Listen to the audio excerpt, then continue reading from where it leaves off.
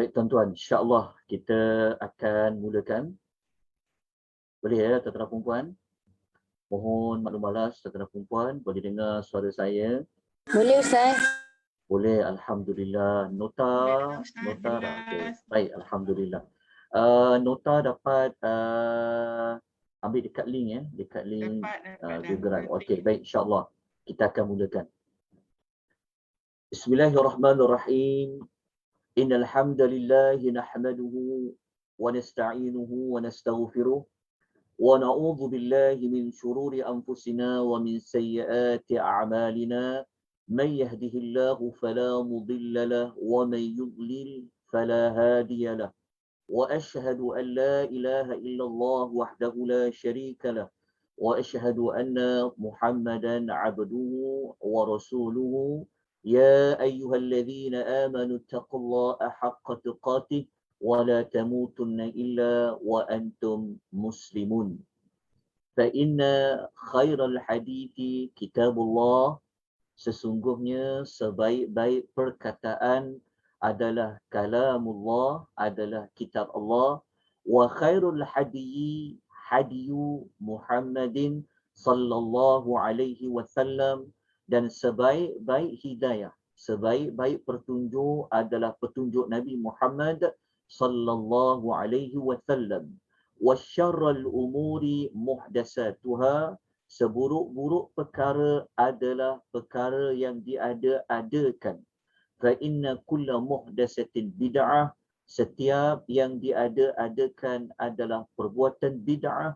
Wa kulla bid'atin dhalalah. Dan setiap yang diada-adakan itu dalam agama adalah sesat. Wa kulla dhalalatin finnar. Dan setiap kesesatan itu tempatnya adalah di dalam neraka. Amma ba'd. Assalamualaikum warahmatullahi wabarakatuh. Muslimin dan muslimat rahimani wa rahimakumullah. Alhamdulillah pada petang ini kita dapat mengisi ruang yang ada pada petang ini, yang mana sepatutnya tuan-tuan dan puan-puan kelas pada petang ini tuan-tuan dibimbing oleh Al-Fadhil Ustaz Amirul. Namun begitu, beliau mempunyai beberapa perkara yang perlu diuruskan. Jadi bagi mengisi ruang yang ada ini, sebab mungkin di kalangan tuan-tuan dan puan-puan sudah mengosongkan aktiviti hanya semata-mata nak mempelajari, nak memahami Al-Quranul Karim. Jadi untuk tidak mahu menghampakan tuan-tuan dan puan-puan dan sebagainya, maka ruang yang ada ini saya mohon untuk saya menyampaikan pengisian yang ringkas, pengisian yang insya-Allah sedikit sebanyak boleh memberikan kita maklumat untuk memahami kalamullah. Okey, tidaklah saya menyampaikan ini seperti Al-Fadhil Ustaz Amirul, kerana Ustaz Amirul memang seorang yang pakar dan mahir dalam bidang tata bahasa, tentang grammar, tentang nahwu, bahasa Arab.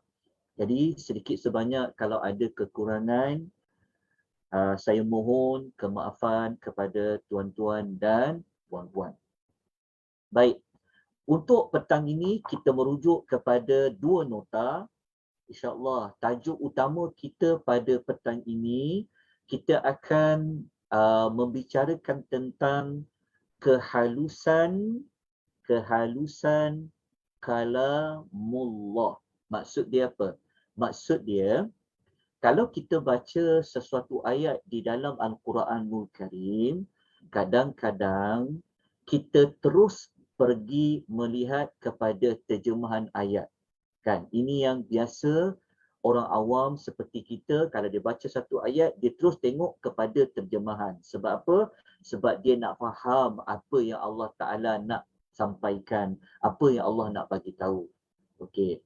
Tetapi apabila kita belajar pada setiap kelas hari Rabu petang, tuan-tuan dan puan-puan, bukan sekadar memahami terjemahan, membaca terjemahan ayat tersebut, tetapi tuan-tuan dan puan akan dibimbing untuk melihat penggunaan kalimah, ungkapan-ungkapan yang Allah gunakan, juga merujuk kepada tata bahasa grammarnya, sebab Al-Quran ni dia adalah bahasa Arab. Jadi petang ni insya-Allah kita akan sama-sama melihat bagaimanakah Al-Quran itu perkataan Allah, kalamullah Ta'ala ini Allah menyebutnya kita nak menghalusi. Maksudnya kita nak tengok tentang kalimah ni maknanya apa, kenapa kalimah ni dia didahulukan dan sebagainya. Dia panggil ilmu apa? Dia panggil ilmu lataif. Dia panggil ilmu mengenali kehalusan-kehalusan kalamullah. Kita kalau kita tak faham apa yang orang sampaikan, kita akan telefon ataupun kita akan mesej, kita akan tanya, kau cakap apa aku tak faham kan? Kadang-kadang kita mungkin boleh understanding kan? Mungkin orang tu cakap dia sebenarnya dia tak marah kan? Tapi kita faham dia marah. Tapi kalau kita dengan orang, kita boleh WhatsApp, kita boleh telefon, kita boleh mesej, betul, kita boleh tanya. Mungkin kita boleh nampak, kita nak faham dia cakap tu, mungkin setengah orang dia letak sekali dengan emoji kan. Oh, rupanya dia tak marah. Oh, rupanya dia ketawa. Oh, rupanya dia sedih. Nah, itu kita nak memahami apa yang orang kata. Sekarang kita nak memahami apa yang Allah kata. Kan? Tidak sama kita berusaha nak memahami orang kata. Berbeza sangat kalau kita nak faham apa yang Allah kata. Jadi cara nak memahami apa yang Allah nak kata, apa yang Allah nak sampaikan ni, tidak cukup hanya dengan baca terjemahan. Sebab terjemahan tu dia bukan ayat Quran. Terjemahan tu adalah maksud kepada ayat Quran. Tapi ayat Quran tu yang ayat yang kita baca itulah. Jadi insya-Allah pada petang ni saya akan berkongsikan tuan-tuan dan puan-puan beberapa bab ataupun beberapa perkara yang kalau kita nak faham Quran, kita kena ambil maklumat tersebut. Jadi maklumat pertama yang boleh kita nak faham apa yang Allah Ta'ala nak bagi tahu kepada kita adalah dengan ilmu. Ini yang pertama kita nak belajar pada petang ni. Kita nak belajar di sebalik at-taqdim, mendahulukan, dan juga at-takhir, iaitu mengakhirkan sesuatu perkataan di dalam Al-Quran. Maknanya macam ni. Maknanya salah satu ilmu yang kita nak faham apa yang Allah Ta'ala nak bagi tahu kepada kita, kita kena amati, kita kena halusi tentang perkataan-perkataan yang Allah guna.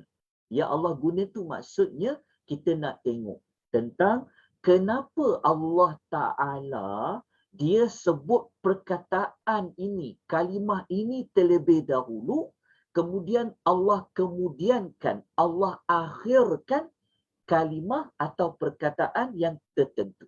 Faham tak maksudnya? Maksudnya dia panggil ilmu mengetahui mengapa Allah mendahulukan perkataan dan kenapa Allah mengakhirkan perkataan. Itu salah satu ilmu yang telah dibuat kajian oleh para ulama. Dan bagus tajuk ni kalau kita belajar. Kan? Sebab kita nak tengok.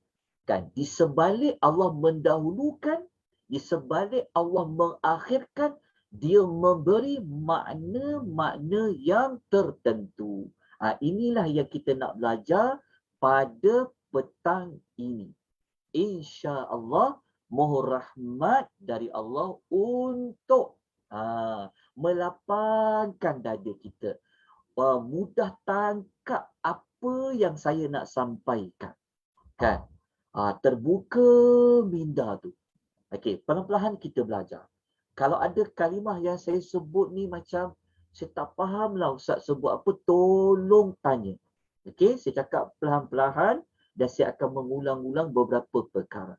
Okey, jelas tuan-tuan dan puan, setakat ni kita nak belajar perkara yang pertama. Okey, tolong dapatkan nota sebab nota ni dia senang dia sangat membantu kita untuk kita faham apa kita belajar. Sebab kalau tanpa nota, kita dengar saja dengan mata kita, dengan telinga kita, dia tak sama kalau kita belajar sambil menulis, kita gunakan tangan, kita gunakan mata, kita gunakan telinga. Dia tak sama. Okey, jadi tuan-tuan dapat tak nota ni, ada siapa yang belum dapat nota lagi? Tolong bagi tahu, ada tak? Rakan-rakan, kalau tuan-tuan dan perempuan yang ada kawan-kawan belum dapat nota, macam mana saya nak ambil nota ni? Tolong kongsikan maklumat tersebut, boleh ya? Okey, tahu kita nak belajar apa perkara pertama? Okey, kita ambil satu contoh. Banyak contoh lah. Okey.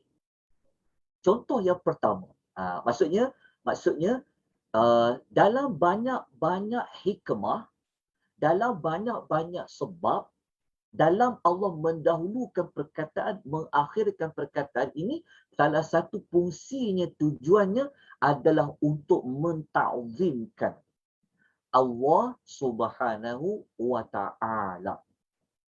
Okey, kita ambil contoh. Tengok contoh ayat dia. Lepas tu kita akan tengok keterangan dia.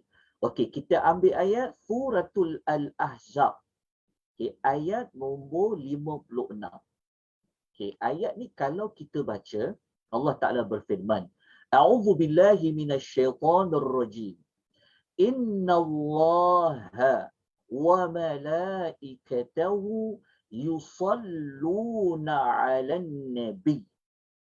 Ya ayyuhalladzina amanu sallu 'alaihi wa sallimu taslima. Kan? Dan kita tengok terjemahan. Kita ni kadang-kadang tu pergi tengok terjemahan. Betul lah. Kita tengok pada terjemahan. Allah Ta'ala kata sesungguhnya Allah. Okey, Allah sebut dulu dia Allah. Dan para malaikatnya. Okey, Allah sebut kedua. Selepas Allah sebut Allah, dirinya, Allah menyebut para malaikatnya. Okey, Allah buat apa? Para malaikat dia buat apa? Bersalawat kepada Nabi. Nabi dekat situ merujuk kepada Nabi Muhammad sallallahu alaihi wasallam. Lepas tu Allah bagi tahu lagi, wahai orang yang beriman. Allah kata, bersolawatlah kamu kepadanya. Nya tu Nabi Muhammad sallallahu alaihi wasallam, bukan solawat je. Allah kata, ucapkanlah salam dengan penghormatan yang sepenuhnya. Okey, kita apabila kita baca Quran, kita tahu, kita nak tengok terjemahan. Okey, betul, kita fahamlah. Okey, kita faham terjemahan dia. Oh, Allah bagi tahu apa? Allah nak bagi tahu tentangnya, tentang bab solawat. Okey, solawat ni tentang apa? Allah bagi tahu dulu. Allah kata Allah itu sendiri. Kan? Dan para malaikatnya. Nombor 2 Allah sebut para malaikatnya. Para malaikatnya maksudnya ramai malaikatnya. Buat apa? Bersolawat. Bersolawat kepada Nabi Muhammad SAW. Lepas tu pihak yang ketiga yang kena bersolawat, yang bersolawat adalah orang yang beriman. Okey, orang beriman. Okey. Kita nak belajar dekat sini adalah Allah dahulukan sebut malaikat ke Allah mendahulukan sebut tentang dirinya? Kalau kita baca ayatnya, memanglah Allah sebut dia dulu. Tapi pernah tak kita bertanya? Kan? Kenapa Allah sebut Allah terlebih dahulu, baru Allah sebut malaikat? Allah nombor 1, lepas tu Allah sebut para malaikatnya nombor 2. Kan? Kalau Allah tukar, sesungguhnya para malaikatnya dan Allah tu berselawat, dari sudut makna sampai. Kan? Allah, malaikat dan Allah berselawat. Tetapi kenapa Allah sebut dia dulu? Kenapa Allah sebut Allah, innallaha? Kenapa sebut Allah dulu? Baru sebut wa malaikatuhu. Kenapa disusun macam tu? Dipanggil ilmu susunan. Maka pada nota tu kita dah jumpalah jawapan dia. Jawapan dia apa? Inilah jawapan dia. Untuk mengagungkan, menta'zimkan Allah Subhanahu wa taala. Macam mana Allah Ta'ala nak mengagungkan diri dia, nak mengangkat diri dia, nak besarkan diri dia dengan Allah menyebutkan diri dia terlebih dahulu. Barulah malaikat. Dalam bab apa? Dalam bab bersolawat ke atas Nabi sallallahu alaihi wasallam. Okey, itu yang pertama. Fungsi yang pertama, ilmu mendahulukan, ilmu mengakhirkan. Okey, jelas? Okey, kita bukan nak belajar tadabbur ayat, nak faham ayat tu keseluruhan, tapi kita nak tengok ilmu penyusunan dengan ilmu pengawalan, pengakhiran. Okey, kita tengok nombor 2. Dekat dalam nota tu dah ada keterangan dah. Dekat sini ada keterangan lah. Dalam ayat tersebut, perkataan Allah didahulukan daripada perkataan malaikat. Tujuannya apa? Inilah tujuan tadilah. Untuk membesar dan mengagungkan Allah Subhanahu wa ta'ala dari sudut Allah memuji, bersolawat kepada Nabi SAW. Okay, itu keterangan dia. Jelas? Ada soalan nak tanya? Okey, tak ada soalan kan? Okay, kita terus nombor 2. Okey, kadang-kadang Allah Ta'ala mendahulukan sesuatu, mengakhirkan sesuatu. Kadang-kadang Allah Ta'ala nak menunjukkan pada martabat.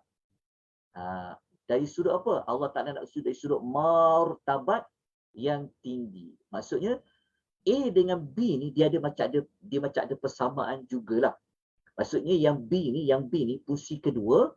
Kalau kita belajar ilmu Allah mendahulukan dan mengakhirkan ni, sebenarnya pada ayat tu Allah beritahu pada kita, kau nak tahu tak siapa golongan yang lebih mulia, siapa martabat dia lebih tinggi? Kita boleh tahu maklumat tu pada penyebutan mana yang awal, mana yang akhir. Okey.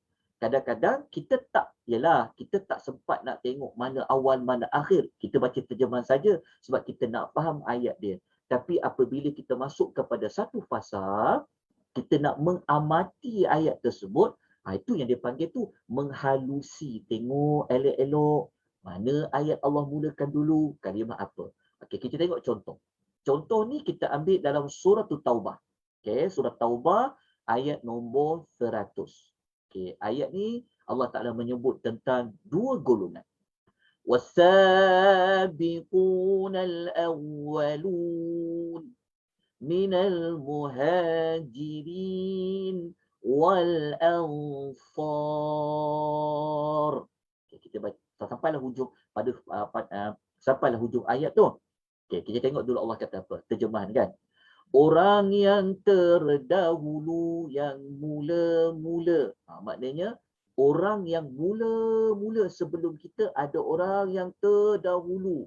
Yang terdahulu apa? Yang terdahulu beriman kepada Allah. Orang yang terdahulu masuk Islam. Orang yang awal-awal dengar ikut Nabi. Orang yang banyak memberi bantuan kepada Nabi.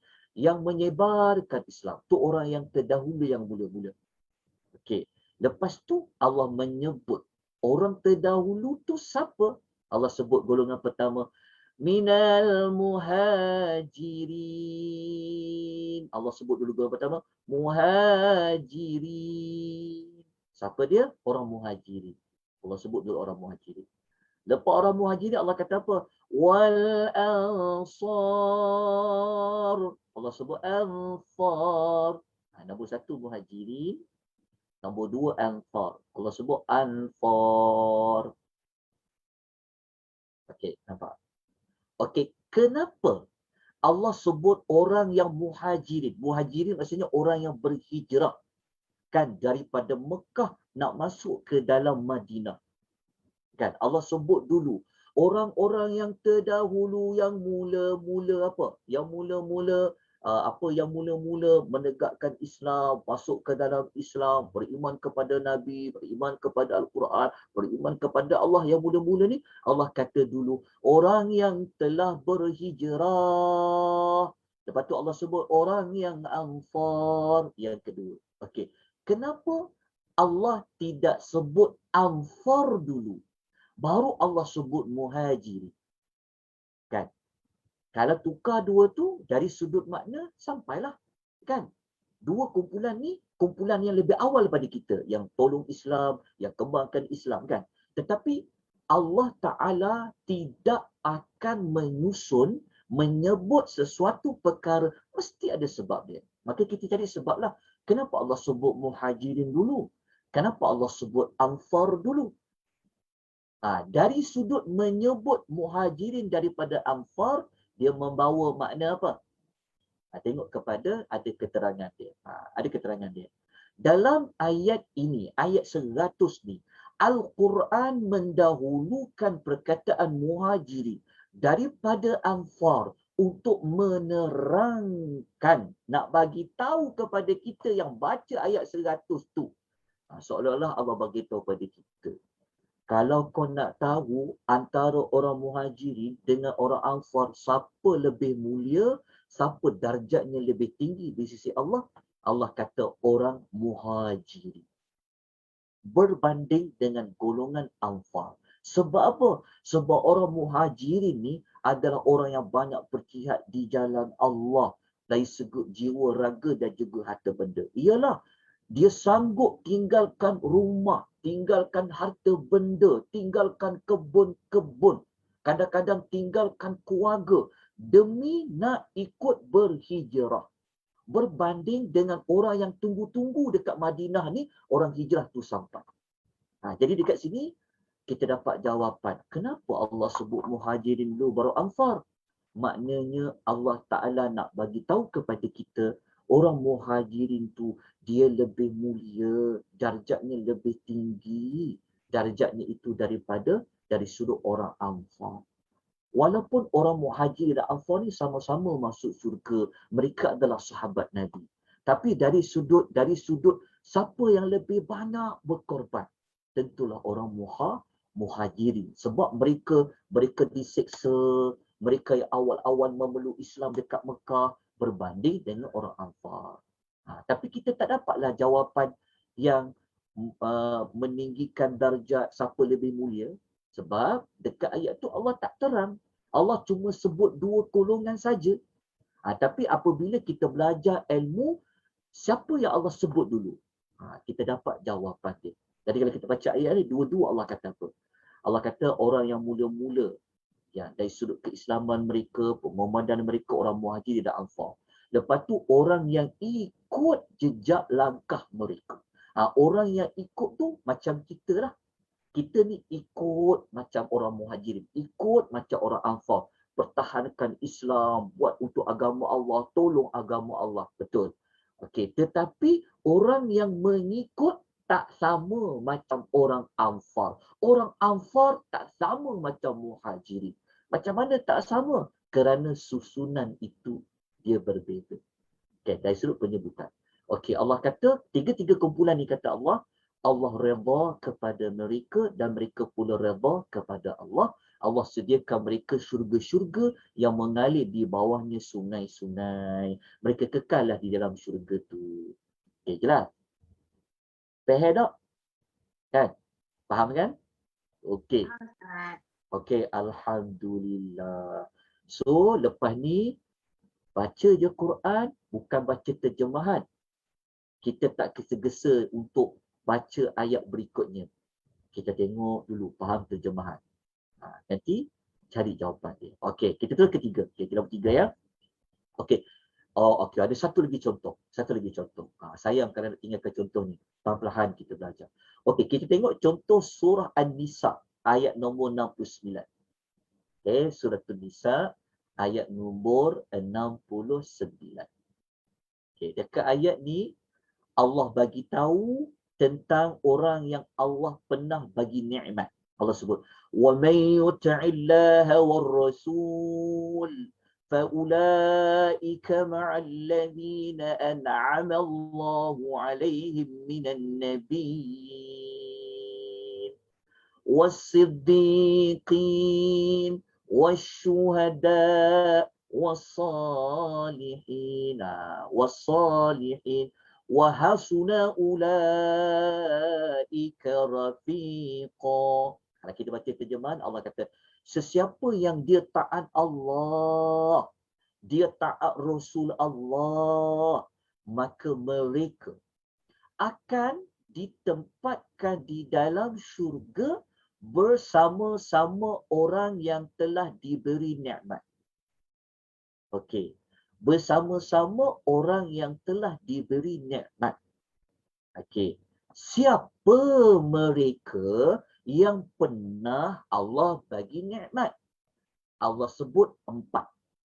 Nombor 1 Allah sebut siapa? Mula-mula Allah sebut yang pertama iaitu para nabi, para siddiqin, para syuhada dan orang yang soleh. Okey, lepas tu Allah kata keempat kumpulan manusia ni, Allah kata mereka itulah teman yang sebaik-baik. Khususnya di dalam syurga. Okey, tapi dekat sini kita baca ayat, kita fahamlah. Oh, ayat ni bagi tahu kalau kita taat Allah, kalau kita taat Rasul, nanti kita akan masuk syurga. Kita masuk syurga nanti, kita akan ada kawan-kawan dalam syurga, teman dalam syurga. Dalam banyak-banyak teman dalam syurga, teman yang terbaik ada 4 ni. Nabi-nabi, para siddiqin, para syuhada, para orang yang soleh. Tapi kalau orang tanya, dalam 4 ni, siapa teman yang paling terbaik sekali? Siapa kita nak cari teman nanti dalam syurga yang paling terbaik? Ni ada 4. Maka jawapan dia, kalau nak tahu siapa yang paling teman yang paling terbaik, kita tengok susunan dia. Allah sebut siapa dulu? Maknanya Allah kata dulu siapa? Nabi, Siddiqin, 3 syuhada, Salihin. Maknanya yang nombor 1 ni lah teman yang paling terbaik. Martabat yang lebih tinggi daripada nombor 2. Nombor 3, nombor 2 lebih tinggi martabatnya daripada syuhada. Syuhada lebih tinggi daripada yang keempat. Macam mana kita tahu? Sebab susunannya telah disusun begitu. Jadi siapa martabat yang paling tinggi daripada 4 kumpulan ni? Adalah para nabi. Kita mungkin tahu, ialah dia para nabi. Tapi dari sudut susunan pun kita dapat jawapan. Kan? Maknanya orang yang pernah dapat nikmat yang paling terbaik yang akan jadi teman dalam syurga adalah ikut susunan ni. Nabiyin, yang kedua orang yang siddiqin, syuhada dan salihin. Okey, cuma saya minta maaf sebab tak sempat nak terangkan kenapa pada Nabi itu nombor 1, kenapa pada Siddiq ke nombor 2. Yang tu kita kena masuk bab lain. Kena masuk kepada surat tadabbur. Tapi kita nak tengok ilmu penyusunan. Dapat kan? Kadang-kadang kita tak perasan pun. Kita tahu terjemahan ayat ni. Tapi kalau orang tanya, siapa antara 4 yang the best? Teman yang paling terbaik? Kita boleh jawab mengikut ilmu penyusunan. Okey, selesai. Kita tengok, dekat ayat ni dah ada dah. Dan notan ni dah ada dah. Okey? Dah ada dia punya keterangan lah. Nanti baca. Setiap pada satu perkara tu saya letak keterangan dia. Okey, boleh baca kat situ insyaAllah. Okey, yang ketiga.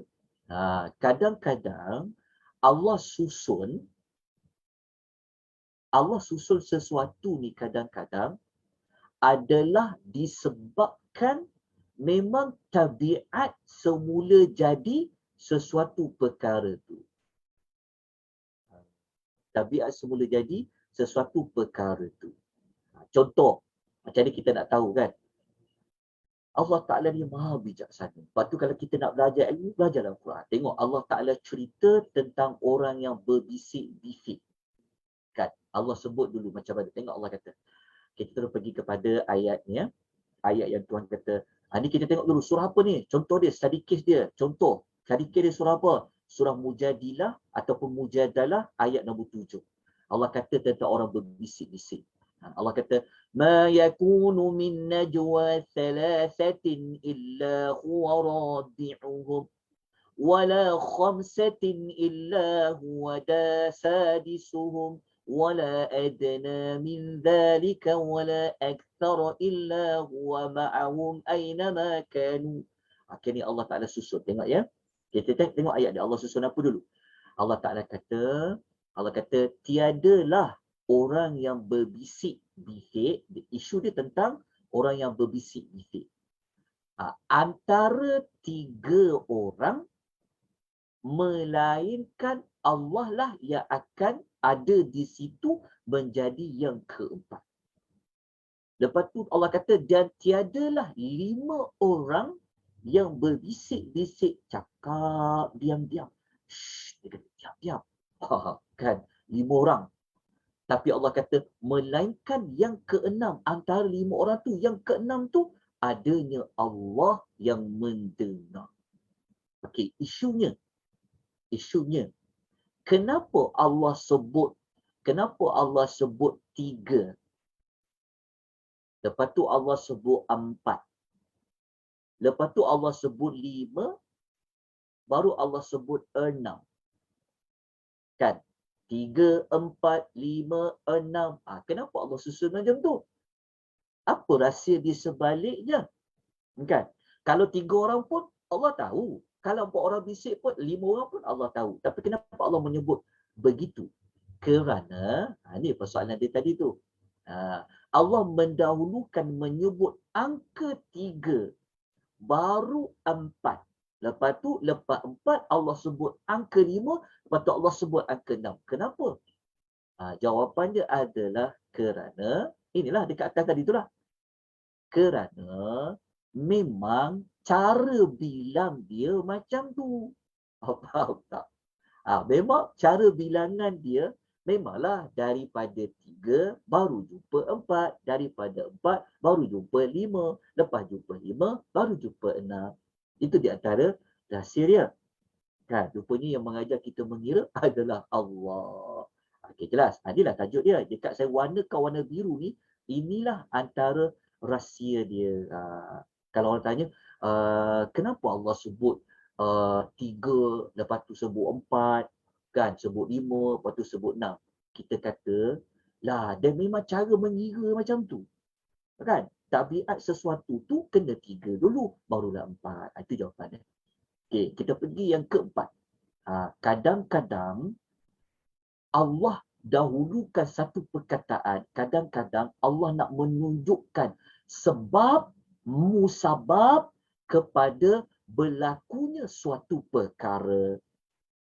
Kenapa perkara tu boleh berlaku? Ada sebab dia. Jadi Allah sebut dulu. Sebab itu dulu, baru sebut perkara yang nak berlaku tu. Kita tengok contoh. Okay, contoh dekat mana? Kita buka dalam surah An-Nur ayat 30. Okey, kita tengok contoh apa? Contoh, Allah kata, "Qulil mu'minina yaghuddu min absarihim wa yahfazu furujahum." Okey, Allah kata, katakanlah kepada orang lelaki yang dia ini beriman, supaya mereka menahan mata mereka. Tahan pandangan kamu. Jangan melihat. Tahan pandangan kamu tu. Siapa dia? Orang lelaki. Tapi bukan lelaki je. Dia ada perempuan lah. Tapi kita tengok contoh pada lelaki. Mula-mula Allah kata apa? Tahan mata tu. Lepas tu baru Allah kata, وَيَحْفَظُوا فُرُوجَهُمْ, dan peliharalah kehormatan mereka. Maknanya apa? Allah kata mula-mula apa? Allah kata mula-mula Allah kata, jaga mata tu. Nombor 1. Nombor 1. Jaga mata tu. Lepas tu nombor 2 Allah kata apa? وَيَحْفَظُوا فُرُوجَهُمْ. Allah kata, jaga kemaluan tu. Maksudnya janganlah berzina lah. Maksud dia. Itu kedua. Tapi kenapa Allah tak kata dulu, orang beriman, jaga kemaluan-kemaluan kamu. dan jaga mata kamu. Tapi kenapa Allah sebut dulu jaga mata? Lepas tu Allah kata jaga kemaluan kamu. Kenapa disusun macam tu? Betul tak? Kita dari sudut baca terjemahan, kita cuma nak faham ayat je. Oh, fahamlah. Oh, kalaulah lelaki tu dia beriman, dia kena jaga mata dia. Jangan dia berzina. Kita fahamlah dari sudut maksud kita faham. Tapi apabila kita perhalusi lagi, kita nak cari jawapan.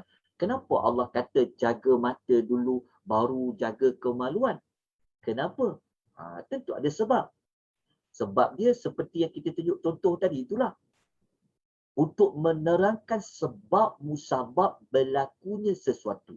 Tengok dekat bawah tu, kalau tak faham tengok kat bawah tu lagi. Kenapa? Di sini tengok keterangan dia. Dalam ayat ini didahulukan perintah jaga mata dari melihat perkara yang haram.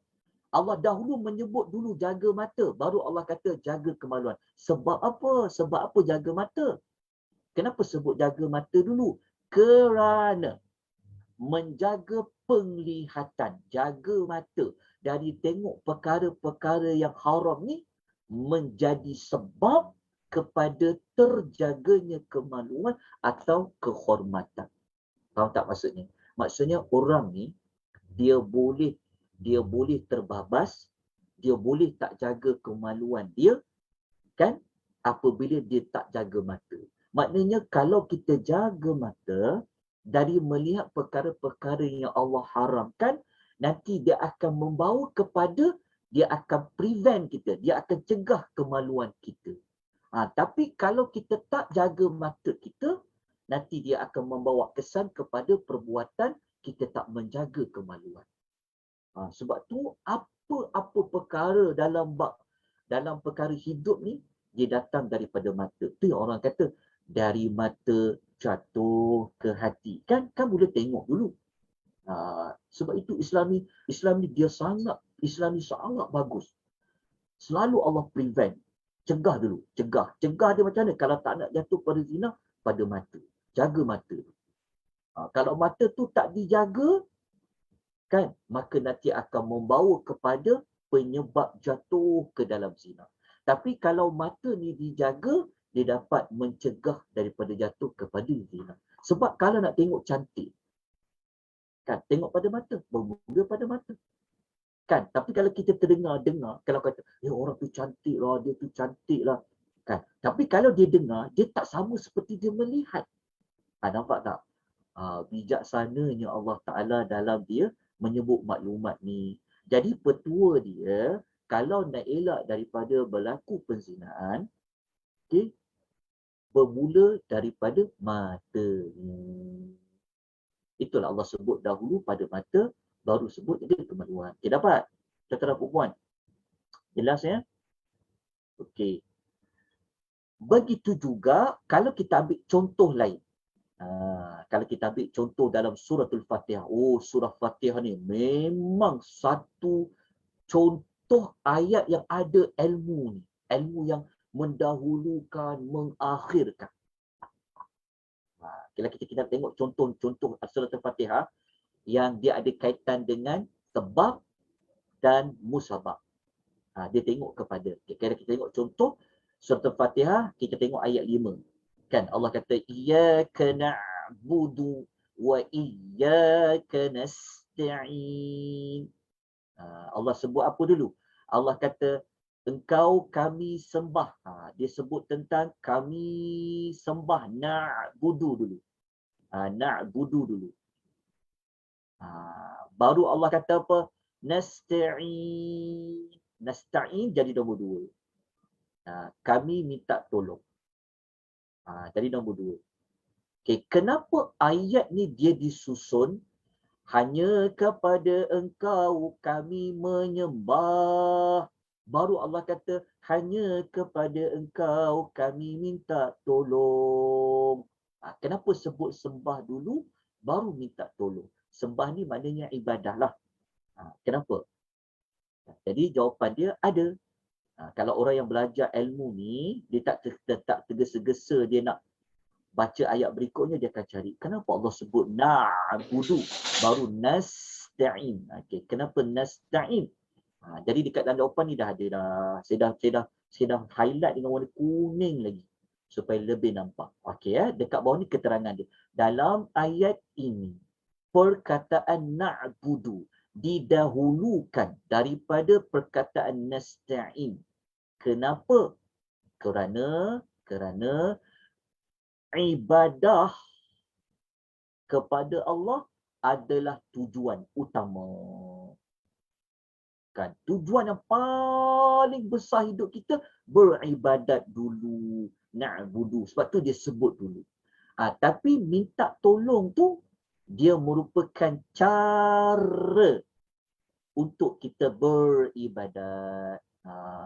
Tujuan sebut dulu, barulah cara.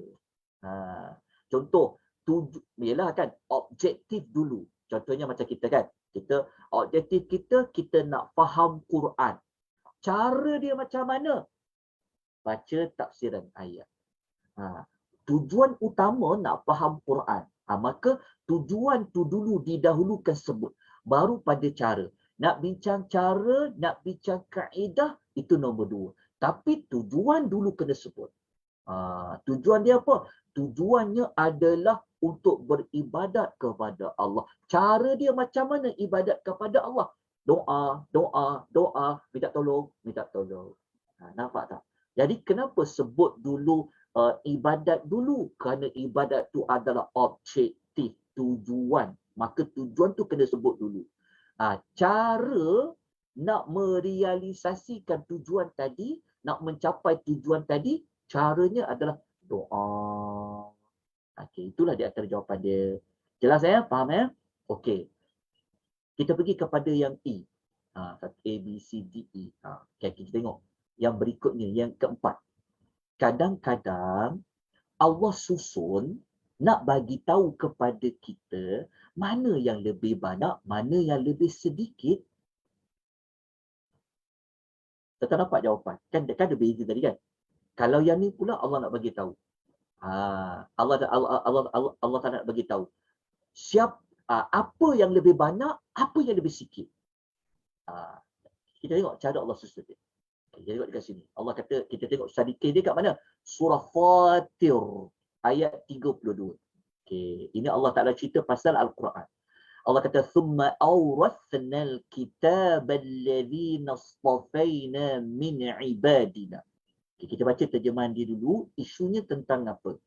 Allah kata kemudian kami jadikan Al-Quran itu diwarisi. Diwarisi itu maksudnya diberikan oleh orang yang kami pilih di kalangan hamba-hamba kami. Maksudnya Allah bagi tahu Al-Quran ni Allah turunkan kepada kumpulan yang tertentu yang Allah pilih. Siapa dia? Tentulah Nabi Muhammad dan umat dia. Itu maksud ayat dia. Lepas tu Allah Ta'ala cerita.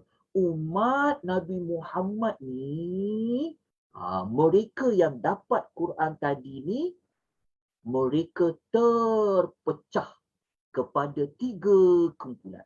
Allah kata, pertama siapa? Faminhum zalimun li nafsih. Allah kata, maka di kalangan mereka tu siapa? Yang dia tahu ayat Quran, dia dapat Al-Quran itu, ada yang menzalimi diri mereka sendiri. Kalau tengok cara macam ni, Allah letak dulu orang yang menzalimi diri mereka sendiri. Lepas tu Allah Ta'ala kata, wa minhum muqtasidun. Antara mereka ada yang bersikap sederhana. Nanti saya akan terang apa tu menzalimi, apa tu sederhana. Maknanya Allah sebut dulu apa? Allah sebut tentang menzalimi dulu. Lepas tu baru sebut Allah sederhana. Lepas tu Allah kata yang ketiga siapa? Wa minhum sabiqun bil khairat. Orang yang mendahului. Okey. Tengok baik-baik sesudah. Okey. Allah sebut dulu siapa mula-mula? Yang menzalimi. Nombor 2 siapa? Yang orang yang sederhana dengan Quran. Yang ketiga siapa? Orang yang mendahului dengan Al-Quran. Apa maknanya? Makna dia apa? Okey, kenapa 3 tu? Okey, kita Faham Okey. Menzalimi diri sendiri ni maknanya apa? Ni orang yang macam kita lah kot kan. Yang macam ni. Orang yang menzalimi diri sendiri maknanya orang yang apa? Ada yang wajib Allah perintahkan dalam Quran dia tak buat. Ada yang Allah kata jangan buat, dia langgar. Itu orang yang menzalimi diri sendiri. Kumpulan yang kedua yang sederhana ni maknanya dia buat apa yang Allah wajibkan, dia tinggal apa yang Allah larang. Itu sederhana. Yang Allah wajib buat, dia kata, yang wajib je lah aku buat. Yang bentuk haram jangan buat, dia tinggalkan. Tapi kumpulan ketiga ni yang mendahului ni, dia lebih advance daripada yang sederhana dan daripada memzalim di sini. Yang mendahului ni apa? Dia buat semua yang Allah wajibkan. Dia tinggalkan apa yang Allah larang. Tapi dia juga buat apa yang Allah tak wajibkan. Allah sunatkan pun dia buat juga. Apa yang Allah kata yang tak jatuh hukum haram nak buat macam makruh, walaupun makruh tu tak berdosa buat, tapi dia tetap nak tinggalkan. Jelas tak? Ada beza tak tiga? Okey, tetapi timbul persoalan. Kenapa Allah sebut menzalimi diri sendiri dulu, sederhana mendahului? Kalau kita ikut formula yang A dengan B tadi, takkanlah Allah nak susun dari sudut darjat. Betul tak? Kalau kita belajar yang A dengan B tadi, Allah susun nak tengok siapa paling mulia. Kan? Nak tengok pada sudut martabat. Tapi surah Fatir ayat 32 ni, apa yang Allah nak habak ni? Contoh apa Allah nak bagi tahu ni? Kan? Kenapa dia sebut zalim dulu? Kan? Rupa-rupanya, kalau kita baca pentafsiran para ulama, kita akan jumpa dekat sini. Rupa-rupanya Allah Ta'ala nak susun dari sudut apa? Allah nak susun daripada yang ramai. Lepas tu yang sikit. Lepas tu yang jarang-jarang. Macam PWD buat teka-teki tu kan. Yang banyak apa? Yang sikit. Yang sikit sangat tu apa? Macam PWD tu lah. Betul lah tu. Maksudnya Allah Ta'ala nak sebut. Kenapa Allah sebut yang zalim dulu? Rupa-rupanya orang yang menzalimi diri sendiri ni, orang yang zalim tadi dengan Al-Quran tu adalah golongan yang paling ramai. Allah nak susun yang paling banyak umat Muhammad duduk yang mana? Yang paling ramai. Lepas tu bawah sikit golongan sederhana ni adalah golongan yang kurang ramai daripada kumpulan yang pertama. Tapi yang mendahului tadi tu, Allah nak tengok dari sudut apa? Itulah orang yang paling apa? Golongan yang lebih sedikit daripada dua kumpulan tadi tu. Faham tak? Ni susunannya apa?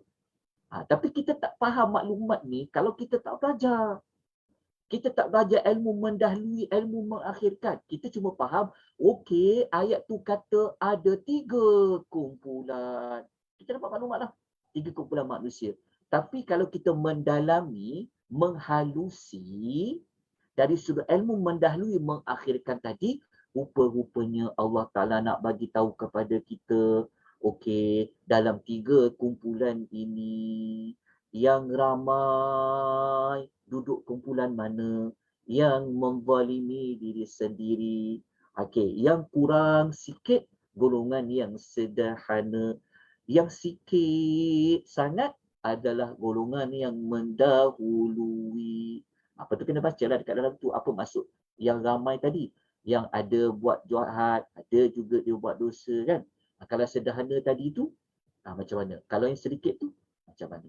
Jadi kita dapat jawapannya di sini. Kita dapat ya? Kadang-kadang kita tak terfikir pun. Kita tak sempat pun nak cari maklumat ni. Tapi sebab tu kita belajar. Sebab tu kita belajar untuk kita mengetahui. Seronok tuan-puan. Kalau kita nak belajar tajuk ni saja, mendahului dan mengakhirkan, insya-Allah kita boleh buat. Kita boleh kumpul semua ayat-ayat yang ada susunan macam ni. InsyaAllah boleh buat tu. Okey. Jelas ya tuan-tuan? Dapat? Ada nak tanya soalan? Okey, jelas ya? Alhamdulillah. Okey. Betul ya? Okey. Tak nak tanya kan? Faham kan? Okey. Saya terus kepada yang lain. Okey. Kadang-kadang Allah mendahulukan menyebut perkataan, mengakhirkan perkataan. Kadang-kadang Allah nak terang dari sudut mana lebih paling istimewa dan paling utama. Kita tengok contoh pada anggota tubuh badan manusia. Kita buat study case dia, kita tengok anggota badan manusia. Okay, kita ambil surah, ada banyak surah lah. Contohnya kita ambil surah Al-Isra, ayat 36. Allah kata tentang apa? Allah kata, kita ambil terus pada perkataan, Inna sam'a wal basara wal fu'ada kullu ulaika kana anhu mas'ula. Allah kata, sesungguhnya pendengaran dan penglihatan serta hati. Dan Allah sebut dulu, dengar dulu. Maknanya Allah fokus pada kedua telinga. Lepas tu baru Allah sebut mata. Lepas tu Allah baru sebut fuad, iaitu hati. Okay. Kita dah belajar tadi. Oh, Allah susun mata dulu ya. Baru mata, baru hati. Okay. Kita baca ayat lain pula. Contohnya kita tengok dalam surah As-Sajadah ayat nombor 9. Allah sebut apa? وَجَعَلَ لَكُمُ السَّمْعَ وَالْأَبْصَارَ وَالْأَفْئِدَةَ قَلِيلًا مَا تَشْكُرُونَ. Dan Allah telah menjadikan bagi kamu apa? Kamu boleh mendengar, kamu boleh melihat, dan hati. Allah sebut susunan dia. Oh, ayat ni sebut dengar dulu, baru mata, baru hati. Okey, ada tak ayat lain? Kita buka satu lagi contoh. Tengok dalam surah An-Nahl ayat 78. Allah kata apa? Allah kata waja'ala lakumus sam'a wal absara wal af'idah. Allah sebut dulu apa? Pendengaran, penglihatan dan hati. Dan bagi kita faham, oh, tiga deria ni, deria kedua telinga, mata boleh melihat dan hati ni benda yang sangat utama bagi anggota tubuh badan kita. Yang ada pada manusia, tiga benda ni. Sebab Allah ulang-ulang dia. Tapi apabila kita masuk kepada belajar menghalusi, mengamati ayat, kita akan bertanya, kenapa Allah sebut dengar dulu? Baru Allah kata melihat, baru Allah kata hati. Tentu ada sebab. Mesti ada sebab ni. Kan? Kalau baca kitab tafsir, ada setengah kitab tafsir, dia telah ulaslah. Sebab apa? Sebab antara yang kita faham kan? Sebab apa? Sebab deria mendengar ni, okay, kalau kita belajar dalam sains moden lah, kalau kita belajar ilmu biologi, kan? Memang dari sudut sains pun, kan, pendengaran inilah yang mula-mula berfungsi pada bayi apabila dia keluar dari perut ibunya. Betul tak? Kan? Dalam banyak-banyak deria yang penting yang akan berfungsi lebih awal adalah pada mendengar. Sebab tu bayi dia sangat sensitif dengan bunyi. Tapi matanya tidak boleh, tidaklah melihat seperti deria telinga. Sebab tu apa pun wahyu Nabi sampaikan dengar dulu. Dengar. Lepas tu sebabkan Quran kan dibacakan. So dengar dulu. Dengar. So apabila dengar nak kukuhkan tentang ayat Quran tu, lihatlah. Lihat bumi, lihat langit, lihatlah apa-apa saja. Lepas tu dia akan sampai ke hati. Daripada telinga naik ke hati, nanti akan hati akan hantar dia terus kepada otak. Untuk keluarkan berfikir. Maknanya dengar ni pun dengar ni. Okay, so jawapan dia kenapa Allah sebut dengar dulu? Okay, kita tengok contoh, kita tengok ulasan lain. Ni saya bawa dalam Tafsir Asy-Syu'rawi. Dalam Tafsir Asy-Syu'rawi dia kata ada 3 rahsia di sebalik kenapa Allah dahulukan dengar dari lihat. Okay, kita ambil yang pertama dululah. Kita ambil yang pertama dulu yang paling utama. Kita ambil ulasan pertama. Asy-Syu'rawi kata apa? Dia kata Dia kata pendengaran ni merupakan yang mula-mula menunaikan tugasnya di muka bumi. Disebut tadi kan, macam bayi kan. Okey, lepas tu dia merupakan alat panggilan nanti di hari akhirat. So kalau nak panggil kita untuk risap dengan apa? Telingalah paling utama. Telinga. Macam mana kita nak tahu dia panggil telinga. Lepas tu pula, yang macam sebut tadi, ia juga adalah berfungsi terlebih awal dahulu bagi seorang bayi. Menunaikan tugas di dunia ni maksudnya mendengar wahyu disampaikan. Sebab Quran tu kan dibaca. Tapi dari sudut sains, dikaitkan dengan bayi dengar apa dulu. Lepas tu di hari akhirat pun pada pendengaran. Wallahu ta'ala alam. Banyak lagi kajian lain boleh belajar lah. Tapi dekat sini kita dapat jadikan ia contoh sebagai apa. Kita nak tengok contoh kat sini. Inilah jawapan dia. Inilah sebab tadi tu. Inilah rahsia kita mengkaji. Kita akan dapat jawapan apa? Oh, rupa-rupanya Allah susun mendengar ni nak bagi tahu kepada kita. Mendengar ni sangat istimewa daripada melihat. Lepas tu kadang-kadang walaupun mata kita ni boleh lihat, tapi kalau hati kita mati lebih teruk. Lepas tu kadang-kadang ada orang dia buta tau. Tapi dia pandai daripada orang celik. Sebab apa? Sebab dia mendengar. Sebab tu mendengar ni satu panca indera yang sangat-sangat penting. Lepas tu kadang-kadang ada orang dia main-main je, dia tak fokus tengok kat depan. Tapi telinga dia dengar. Betul tak? Kadang-kadang ada orang belajar macam tu. Kadang-kadang kita kan, dengar ni kan kita boleh tangkap banyak. Telinga kita ni dia boleh dengar tangkap. Boleh dengar. Walaupun kita tak pandang, tak tengok. Tapi maklumat tu dapat. Macam dengan Zoom lah. Kadang-kadang dia tak tengok pun nota depan Zoom dia paparkan. Yalah sebab kadang dia tengah masak, tapi telinga dia dengar. Dia dengar. Betul tak? Jelas Okey. Itu di antara rahsia dah. Maksudnya kita dapat tahu, oh rupanya Allah nak bagi tahu pada kita mana lebih istimewa dan lebih utama. Jadi kita fahamlah ayat Quran tu, kita faham pada lapisan yang berikutnya. Kalau stage pertama kita tahu terjemahan dia, kita tahulah Allah bagi tahu pasal telinga, Allah bagi tahu pasal mata, Allah bagi tahu pasal hati. Kita tahu maklumat tersebut. Tapi kalau kita masuk kepada peringkat ilmu menghalusi akan ayat-ayat Allah, kita dapat soal. Allah tak bagi tahu pada kita mana lebih istimewa, lebih utama, betul tak? Kita tak jumpa ayat tu. Tak jumpa ayat Quran yang kata daripada tiga deria ini pendengaranlah lebih utama. Allah tak sebut ayat macam tu. Tak jumpa ayat tu.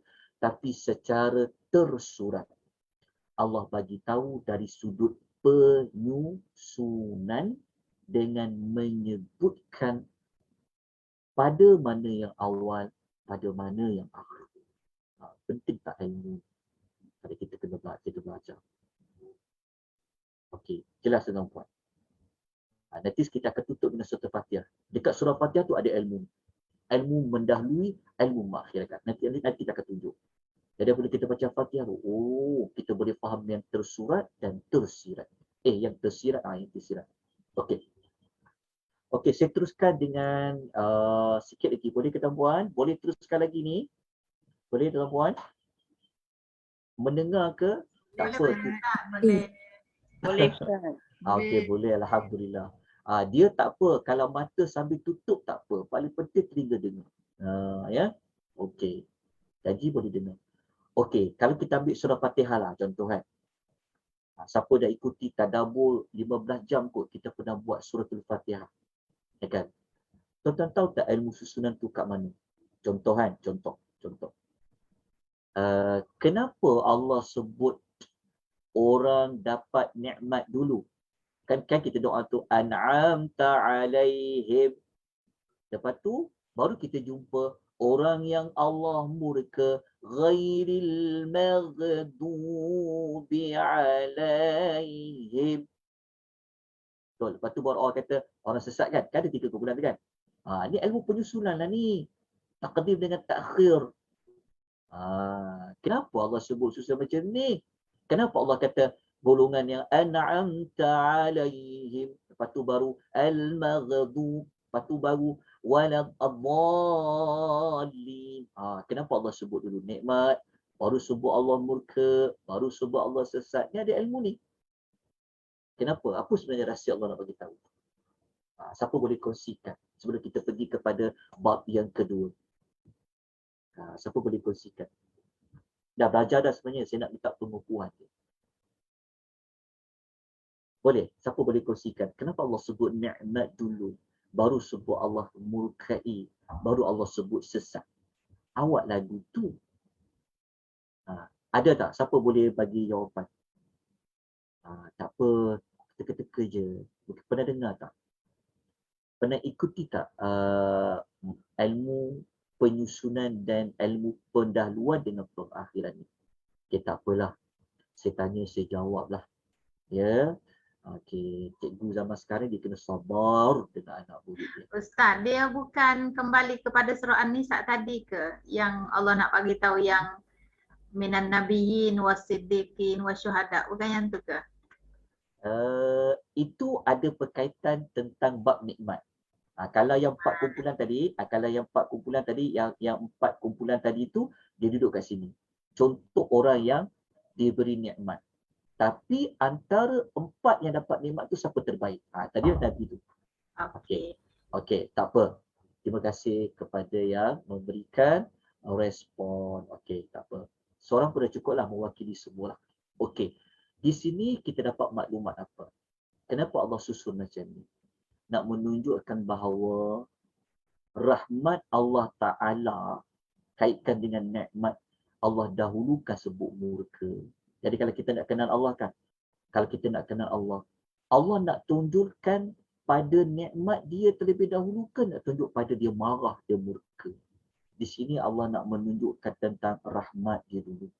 Allah nak bagi tahu bahawa rahmat dia mengatasi kemurkaan Allah. Kan kita tahu kan? Dalam hadis, dalam Quran pun katakan. Kan Allah bagi tahu rahmat Allah Ta'ala ni tidak boleh ditandingi oleh kemurkaan Allah.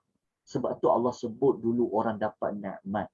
Nak bagi tahu kepada kita. Allah murka. Betul, Allah murka. Ada orang yang Allah murka. Tapi Allah nak sebut orang murka ni, Allah susun nombor 2 tau. Allah sebut dulu nikmat. Nak bagi tahu bahawa rahmat Allah ni dulu Allah sebut daripada murka dia. Itu di antara jawapan dia. Okey, berikutnya soalan dia begini. Okey, soalan dia, kita buat perbandingan dekat sini pula. Allah terpadam semua sekali tadilah. Okey, tak apa. Jadi buat satu lagi ya. Sikit lagi waktu. Ada lagi kan? Okey. Kalau Ustaz biru 1.5 jam kan?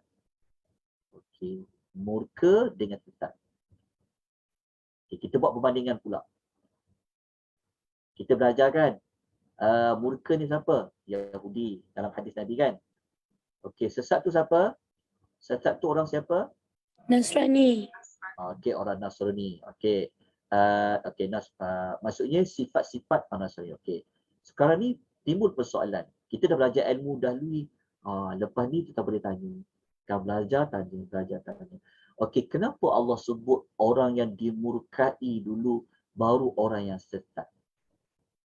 Maksudnya kenapa Allah sebut ciri-ciri orang Yahudi baru Allah sebut ciri-ciri orang Nasrani?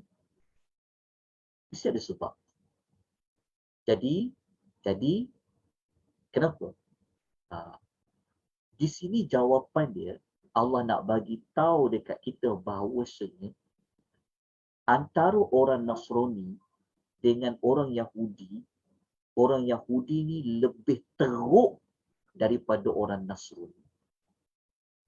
Maksudnya orang yang dosanya lebih teruk daripada satu kumpulan daripada Nasrani adalah orang Yahudi. Macam kita boleh kata macam tu. Kerana Allah mendahului menyebut orang Yahudi, ciri orang yang dimurkai, baru Allah sebut orang sesat.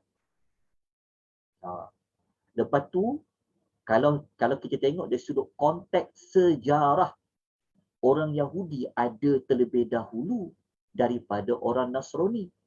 Maksudnya agama Yahudi ni, Bani Israel ni, dia muncul lebih awal daripada orang Nasrani.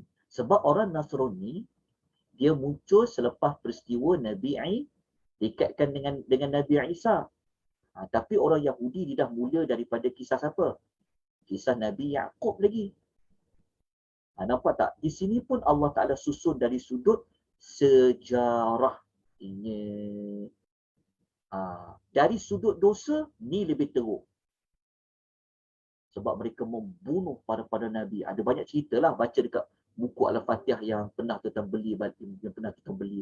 Baca kat situ. Tapi dari sudut sejarah, orang Yahudi ada dulu daripada orang Nasrani. Dari sudut berjiran, orang Nasrani duduk jauh dari Nabi. Tetapi orang Yahudi ni, mereka duduk berdekatan dengan Nabi sallallahu alaihi wasallam. Kan bijaksananya Allah Ta'ala susun. Tadi apabila kita belajar ilmu ni, kita akan tanya, kenapa sebut dulu dekat sini? Ada sebab dia. Jelas ya? Itu dah antara contohnya. Maknanya dekat Al-Fatihah tu, ya Allah, adanya ilmu, taqdim, mendahului dan mengakhirkan. Okey, habis tajuk tu. Kita pergi tajuk nombor 2. Boleh ya? Okey, faham ya? Okay. Ya. Ada kronologi, ada tak rahsia di sebalik kronologi penyusunan Al-Baqarah dengan Ali Imran tu dia menggambarkan Al-Maghdubi alaihim dengan Ad-Dallin tu tadi? Ada. Itu dia dipanggil ilmu dari sudut penyusunan surah. Maksud dia, kalau Allah sebut tadi kan orang Yahudi, Allah sebut Allah murka. Okay, orang yang Allah murkai, lepas tu Allah sebut orang yang sesat kan. Okay, orang yang sesat. Jadi Al-Quranul Karim, ini surah Fatihah kan. Nak tahu terperinci tentang orang Yahudi, dia dekat surah Al-Baqarah. Dekat Al-Fatihah. Surah Baqarah dia cover hampir separuh ayat dia. Siapa yang ikut kelas nama-nama surah atau sinopsis, kita pernah baca aja Baqarah. Tapi nak tahu tentang orang sesat, ciri-ciri lanjut orang Nasrani, kena baca surah apa? Ali Imran. Ni dari sudut ilmu penyusunan surah. Ni kena belajar pun boleh. Ni salah satu ilmu dia. Ali Imran. Nampak tak? Cantik tak disusun? Kalau yang pertama ni surah Al-Fatihah. Allah sebut umum saja. Al-Maghdubi alaihim waladhdallin. Al-Fatihah.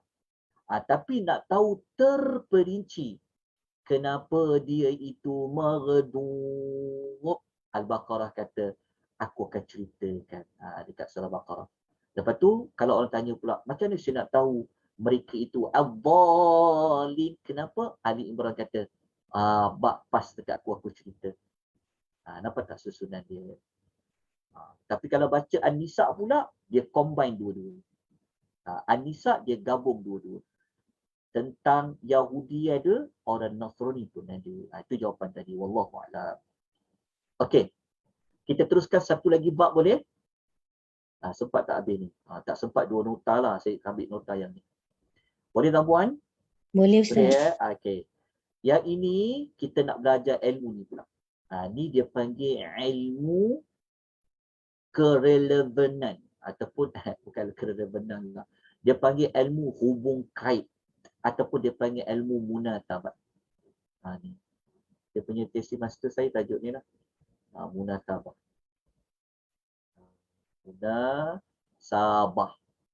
Bukan mencari, mencari munasabah. Munasabah tu maksudnya hubungan di antara ayat dengan ayat sebagainya. Dia munasabah.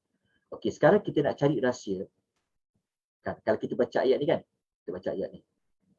Ayat ni, saya bukan nak bincang penyusunan ya. Kita bukan nak bincang penyusunan ni.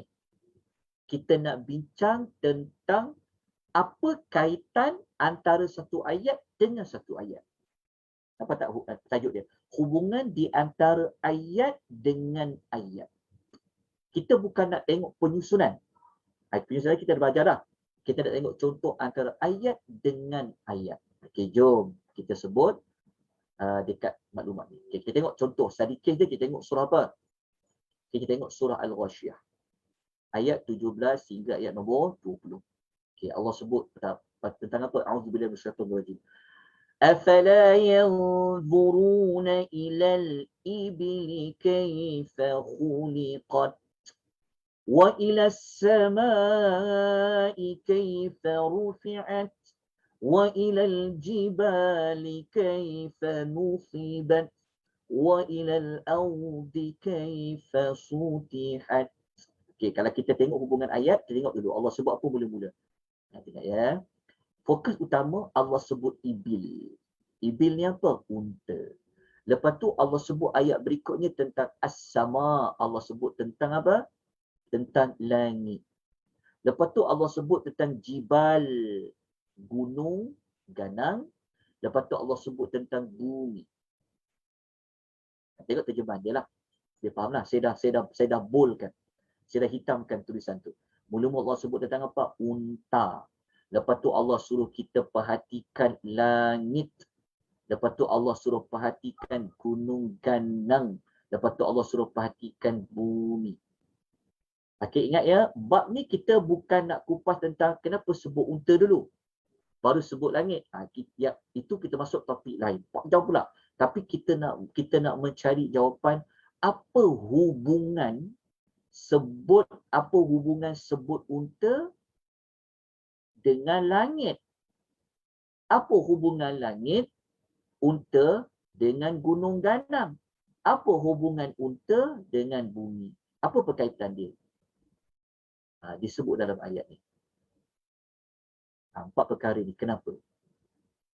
Fokus utama, kalau kita belajar pendahuluan, unta lah jadi isu utama sebab Allah sebut dulu. Tapi apa perkaitan langit dengan unta? Apa perkaitan gunung ganang dengan unta? Apa perkaitan bumi dengan unta? Okay. Jawapan dia ada. Saya dah buat ulasan dekat sini lah. Tengok dekat sini. Ayat di atas, Allah Subhanahu wa ta'ala menyebut tentang 4 perkara, iaitu unta, langit, gunung ganang dan bumi. Sebenarnya 4 perkara ni tuan-puan ya. Sebenarnya mesej utama, kalau kita belajar mesej utama surah ni Allah sebut, Allah suruh kita tafakkur. Allah suruh kita tengok alam tu.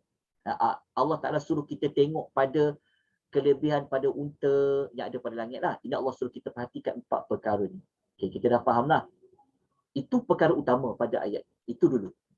Okey, jadi isu utamanya kita kena, tindakan kita kena tengok study tentang unta ni, kenapa, ada apa pada unta tu, langit, gunung ganang dan bumi. Itu isu utama pada surah Al-Ghashiyah.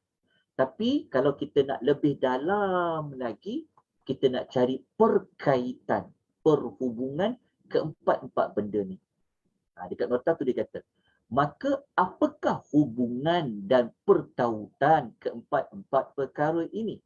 Allah sebut tadi kenapa? Okey, di sini disebutkan. Okey, pergabungan unta, langit dan gunung ganang ini, kenapa? Kerana adat dan kebiasaan orang Arab dia tinggal kat padang pasir. Kan kita tahu kan ayat Quran ni kan paling utama kat Quran awal-awal kan untuk orang Arab. Jadi Allah kena bagi case, Allah kena bagi example, mestilah pada haiwan, benda, contoh yang orang Arab tengok, yang mereka guna, yang mereka faham. Jelas tak? Kan? Kalau Allah Ta'ala suruh tengok apa? Tengok angsa pula, mengapa kamu tidak tengok angsa? Macam mana orang tu nak faham? Contoh kan? Tapi benda yang utama yang mereka gunakan adalah pada unta. Jadi cara Allah Ta'ala nak didik orang Arab ni, Allah sebut contoh yang pada adat dan kebiasaan orang Arab yang tinggal kat padang pasir. Supaya ayat tu dia lebih dekat dengan mereka. Jadi Allah suruhlah tengok kepada apa? Tengoklah pada unta. Kan isu utama pada unta dia. Okey. Kenapa Allah sebut langit tadi? Okey. Keadaan sedemikian tidak mungkin berlangsung kecuali apabila ada air. Kenapa Allah suruh sebut langit? Rupa-rupanya perkaitan sebut langit tadi ada kaitan dengan air. Air apa? Air hujan. Sebab apa? Unta, dia perlu minum air. Dan air yang dekat langit tu juga, dia boleh menumbuhkan tempat, dia boleh menumbuhkan rumput-rumput tempat ternakan dan minuman. Kan mereka duduk kat padang pasir. Sangat bergantung kepada sumber air. Kenapa Allah sebut unta? Kerana unta memang haiwan yang memang tak boleh pisahkan dengan orang Arab. Jadi banyaklah. Jadi kalau nak tahu kisah unta tu, itu kena masuk kepada belajar ilmu zoologi. Kena belajar ilmu zoologi. Kan? Kita tak nak bahas tentang kenapa ada apa pada unta. Itu panjang pula bab tu. Sekarang kita tengok perkaitan dia. Kenapa Allah sebut, Allah lepas suruh tengok langit, lepas suruh tengok unta tengok langit. Rupa-rupanya pada langit tu nak diceritakan tentang turunnya air hujan. Air tu untuk apa? Sebab kalau kau nak guna unta, macam mana unta tu nak hidup kalau kalau tak bagi minum? Lepas tu pula hujan tu turun akan tumbuhkan tanam-tanaman, rumput-rumput. Unta tu dia nak makan apa? Tadi ada kaitan dengan air pada langit. Lepas tu pula, okey, kita baca lagi. Lepas tu apa kaitan dengan gunung ganang pula? Kita baca kat sini. Kemudian, mereka juga memerlukan tempat berlindung. Dan tiada tempat perlindungan yang lebih baik daripada gunung-gunung. Dan kita cakap orang Arab kan. Macam mana kalau kita ada border, kita ada sepadan, ada askar jaga, ada polis jaga kat sepadan. Itu pun sajak boleh terlepas juga kan. Contoh, jelas kan? Tapi orang Arab dulu macam mana dia nak lindung daripada musuh? Maka dengan ada gunung ganang ni, dia jadi tempat perlindungan. Ada berkaitan tak? Unta, air hujan dan juga gunung ganang. Lepas tu pula, mereka memerlukan rumput dan air sehingga meninggalkan satu daerah kepada daerah yang lain dan berpindah dari satu ternakan kepada ternakan yang lain. Okey, maksud dia apa? Dekat sini kat mana? Memerlukan rumput ni kaitan dengan apa? Memerlukan rumput ni, rumput tu nak tumbuh kat mana? Rumput tu dia nak tumbuh, tentulah dia tumbuh di bumi. Apa tak perkaitan bumi? Maknanya bumi ni, apa perkaitan dia?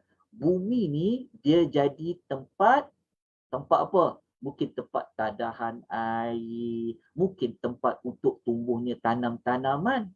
Apa kaitan dengan gunung? Gunung tempat mereka jadikan tempat perlindungan. Apa kaitan dengan langit? Langit ni adalah sumber air. Langit ni sumber untuk tumbuhkan tanam-tanaman tu yang ada dekat bumi tu. Nampak tak kaitan dengan unta? Jadi keempat-empat elemen ni, empat-empat perkara ni sangat sinonim dengan orang Arab. Maknanya kalau tak nak beriman lagi pada Allah dengan empat perkara ni, memang teruk berbenar lah. Macam tu. Sebab empat perkara ni memang mereka sangat menggunakan. Apa tak perkaitan dia kan? Di sini mencari ilmu perkaitan. Perkaitan ni antara ayat dengan ayat. Sebab ni ayat berapa? Ni ayat 17. Apa hubungan dia dengan ayat nombor 18? 18 apa hubungan dengan ayat 19? 19 apa hubungan dengan ayat nombor 20? Perkaitan dia. Ini satu lagi ilmu yang perlu kita pahadusi dia. Okey, tak apa. Perlahan kita belajar. Tapi saya kongsikan ilmu itu. Nampaknya memang kena belajar lagi ni. Ya, belajar Quran ni, ya Allah, memang tak akan habis. Tapi moga-moga maklumat seperti ini dapat memberikan kita jawapan. Kan, mengapa saya perlu untuk faham lagi Quran? Kan? Ini ilmu yang tuan-tuan boleh carilah. Okay, yang kita perlu kita study. Okay, saya bagi satu contoh je. Banyak contoh lain. Okey, kita pergi yang ketiga ya. Dah pukul 4 dah. Okey, kita pergi kepada bab ketiga. Ini kita tutup dengan bab ni ya. Boleh ya? Sebelum 4 suku saya berhenti. Boleh? Sebelum 4 suku saya berhenti. Boleh tuan-puan? Boleh Ustaz. Boleh ya? Tuan-tuan boleh teruskan lagi ni? Boleh Ustaz. Boleh. Okey, 2 orang mewakili 48 orang. Okey, tak apa. Okey, satu ilmu yang lain. Okey, tadi kita yang kedua ilmu apa? Ilmu melihat hubung kait antara ayat dengan ayat. Okey. Ilmu yang ketiga untuk memahami kehalusannya kalam Allah Ta'ala tu, kita nak melihat penutup ayat. Dia panggil apa? Fasilah. Dia panggil ilmu penutup.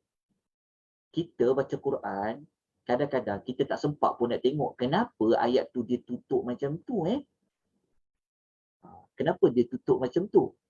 Dia tutup tu maksudnya ayat tu, ending ayat tu dia bunyi. Kita nak tengok tentunya penutup lah. Penutup setiap ayat. Itu pun ada satu ilmu lain. Ya ke? Terutama penutup yang ada nama Allah Al-Husna. Okay, tengok kita tengok contoh. Okay, ni dia panggil ilmu apa? Kita belajar nombor 3 ni. Kita nak tengok ilmu dari sudut apa? Hubungan antara kandungan ayat tersebut dengan penutup ayat dia. Maksudnya awal ayat tu, konteks ayat tu dengan penutup dia. Penutup tu dia panggil fasilah.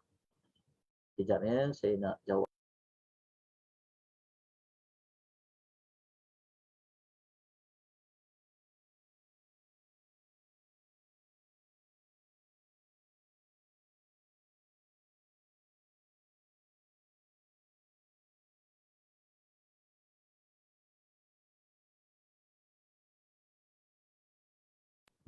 Okey, saya teruskan ya. Maaf. Okey. Jelas kat sini. Okey, kita ambil satu, ada 2 contoh je, 2 contoh, jangan bimbang. Ada 2 contoh je saya bawa. Memang saya dah target dalam waktu tu kan. Contoh satu, kita tengok contoh. Kita baca ayat ni kan. Sebab selama ni mungkin kita sebab kan dengan kemampuan kita Allah beri kan. Jadi ilmu baru ni bukan ilmu baru dah lama pun, tapi boleh belajar tajuk ni. Kita mungkin boleh buat satu modul. Kita orang nak belajar penutup setiap ayat saja. Boleh. Kalau tadi tu, kami nak belajar hubungan ayat dengan ayat. Boleh. Kami nak belajar satu modul tentang pendahuluan dan pengakhiran. Boleh belajar. Okey, kita tengok ayat dia bunyi apa. Allah kata kat sini. Ini kisah Nabi Isa. Nabi Isa cakap, dia kata apa? Allah kata, A'udzubillahi minasyaitonir rajim. In tu'adzibuhum fa innahu ibaduk. Nabi Isa kata, jika engkau ya Allah nak azab mereka ni, nak seksa mereka kan, Nabi Isa kata apa? Mereka tu adalah hamba-hambamu. Lepas tu Nabi Isa kata, wa in taghfir lahum. Dia kata, dan jika engkau nak ampunkan mereka ya Allah. Nabi Isa kata, jika engkau nak ampunkan mereka. Mula-mula Nabi Isa kata macam ni. Nabi Isa kata pertama dekat sini. Nabi Isa cakap tentang adab. Lepas tu Nabi Isa kata tentang ampun. Pertama Nabi Isa cakap, ya Allah, kalau kau nak siksa diorang ni, kan? Isa kata apa? Dia tu kan hamba engkau, terserahlah ya Allah, dia kan hamba engkau. Lepas tu Isa kata kedua, kalau kau nak ampunkan mereka ya Allah, Isa tutup macam mana? Dia cakap apa? Dia kata, engkaulah yang maha perkasa, lagi maha bijaksana. Soalannya adalah, kenapa Nabi Isa, kalau kita baca, macam kenapa ayat Quran ni, dia guna nama Allah Al-Aziz dengan Al-Hakim, tapi dikaitkan dengan pengampunan. Kenapa? Maksudnya keseluruhan ayat ni, kan, kalau kita tahu, kalau bab ampun ni, nama Allah apa yang kaitan dengan ampun? Nama apa? Nama Allah apa yang paling setuat? Tentulah kita kata nama Allah Al-Ghafur ke, nama Allah Ar-Rahim. Betul tak? Tetapi kenapa penutup ayat 118 ini, Suratul Maidah, ditutup dengan nama Allah yang maha perkasa Al-Aziz dengan nama Allah Al-Hakim yang maha bijaksana. Ni ilmu mengkaji penutup ayat. Kenapa? Sepatutnya gunalah nama Al-Ghafur ke Al-Rahim ke. Kalau ayat je bunyi فَإِنَّكَ أَنْتَ الْغَفُورُ الرَّحِيمُ, kan sesuailah dengan maksud pengampunan tu. Tapi kenapa tak sebut macam tu? Mesti ada sebab. Ni dia panggil ilmu mengkaji penutup bagi satu ayat. Okay, dekat dalam nota tu saya dah bagi jawapan dia dah. Dah ada dah jawapan tu. Kan? Kenapa? Kenapa ayat tersebut tutupnya maha perkasa, maha bijaksana? Kenapa tak tutup ayat tu guna nama Allah Al-Ghafur dengan Ar-Rahim? Okey. Maksudnya adalah kalau sekiranya Allah guna ayat tu Al-Ghafur dengan Ar-Rahim, iaitu maha pengampun, maha penyayang, maka ayat itu difahami seolah-olah Nabi Isa minta ampun untuk kaumnya yang telah mensyirikkan Allah, sedangkan minta ampun bagi orang yang musyrik adalah ditegah. Faham tak? Maksud dia kenapa Nabi Isa dia tidak menyandarkan, kan dia kata, jika engkau nak ampunkan diorang, ya Allah, diorang tu siapa? Mereka tu umat Nabi Isa yang tak beriman pada Nabi Isa lah. Tapi kenapa Nabi Isa cakap, ya Allah, jika engkau nak ampunkan mereka, engkau kan Tuhan Maha Pengampun. Tapi kenapa Nabi Isa tak cakap, engkau Tuhan Maha Pengampun? Kerana kalau Nabi Isa dia cakap, engkau tu maha pengampun ya Allah, engkau maha penerima taubat ya Allah, seolah-olah Nabi Isa ni dia berdoa kepada Allah supaya ampunkanlah mereka. Tak boleh. Tak boleh bagi mana-mana Rasul, mana-mana Nabi dan orang beriman, doa minta ampun tak boleh. Tapi doa berhidayah tu boleh lah. Kita nampak sebab dia pertama. Okay, ni sebab pertama lah. Kenapa tak guna? Sebab yang kedua, kita tengok sebab kedua. Sikit lagi Okey, sebab yang kedua dekat sini, dekat nota tu ada. Ni sebab yang kedua. Ni alasan dia. Justifikasi dia. Kenapa Allah guna nama Al-Aziz dengan Al-Hakim? Tengok. Kerana ia amat bertepatan untuk konteks ayat tersebut. Kenapa Allah sebut dia maha perkasa? Sangat sesuai. Tak sesuai guna Al-Ghafur ataupun Ar-Rahim. Sebab apa? Sebab konteks ayat tu. Okay. Kenapa Allah kata dia maha perkasa? Dekat sini pun kita cari jawapan. Selama ni kita faham je lah, ya Allah tu maha perkasa. Pernah tak kita bertanya, kenapa Allah menggunakan nama dia maha perkasa pada ayat tersebut? Nak menunjukkan bahawa dia tu maha kuat, maha berkuasa dari sudut nak bagi pahala ke atau nak mengenakan azab. Kan Allah maha kuasa, Allah ni maha berkuasa, kan? Dia boleh buat apa dia suka. Dia nak bagi pahala ke, dia nak kena azab pun boleh. Jadi kita tengok, ayat tu ada pasal azab ke? Ada. Cuba kita baca ayat tu. Tengok konteks ayat tu. Kan Nabi Isa cakap apa?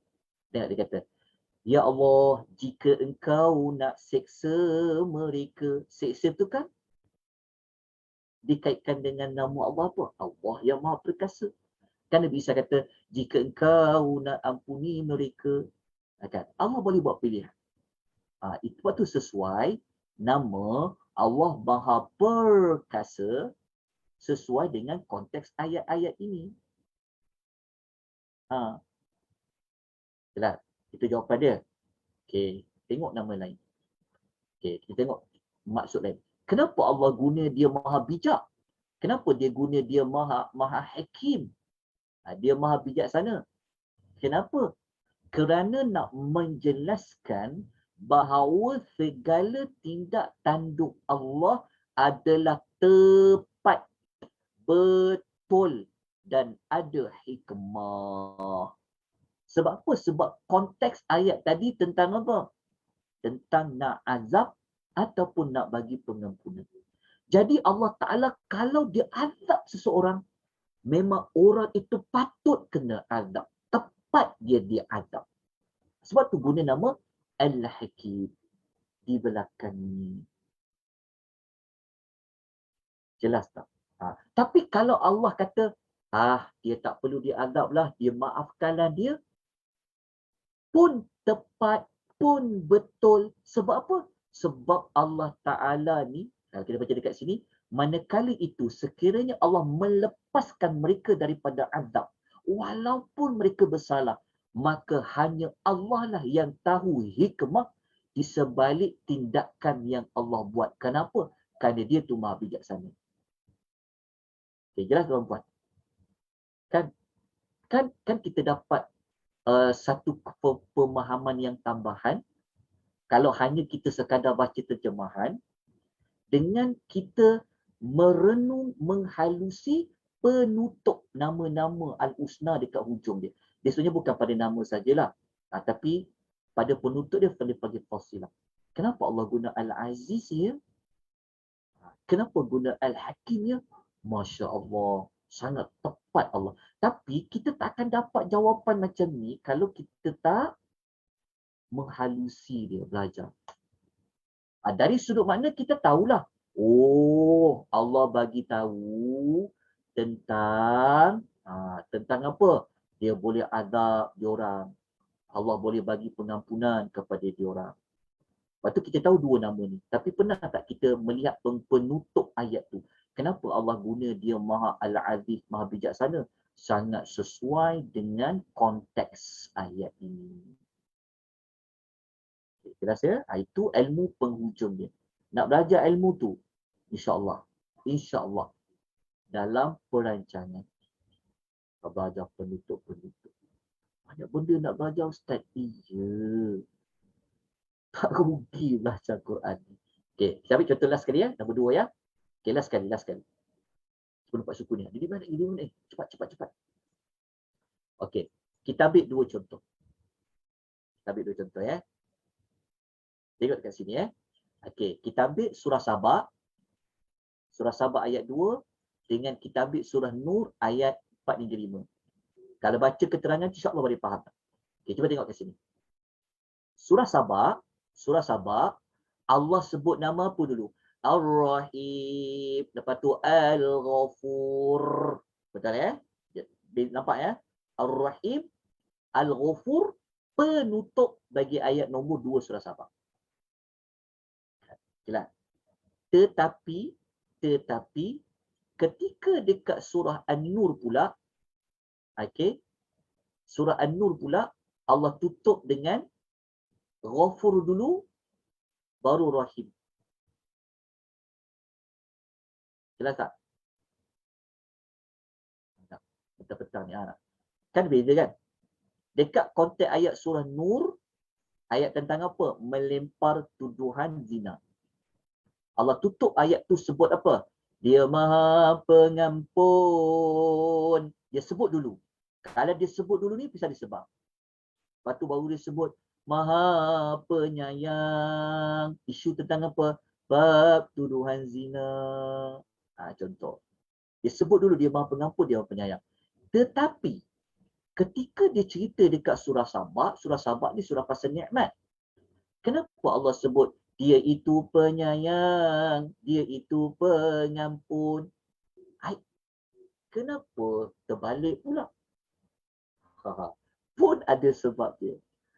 Kenapa Allah sebut nama dia Ar-Rahim dan Al-Ghafur dalam ayat ni? Kalau kita baca ayat ni, Allah Ta'ala kata, dia bermaksud dia mengetahui apa yang masuk ke bumi, apa yang keluar dari bumi. Allah Ta'ala tahu apa yang turun dari langit, apa yang naik ke langit. Lepas tu Allah kata, dia Maha Penyayang, dia Maha Pengampun. Betul. Faham ya? Ayat konteks ayat ni. Fahamkan dulu.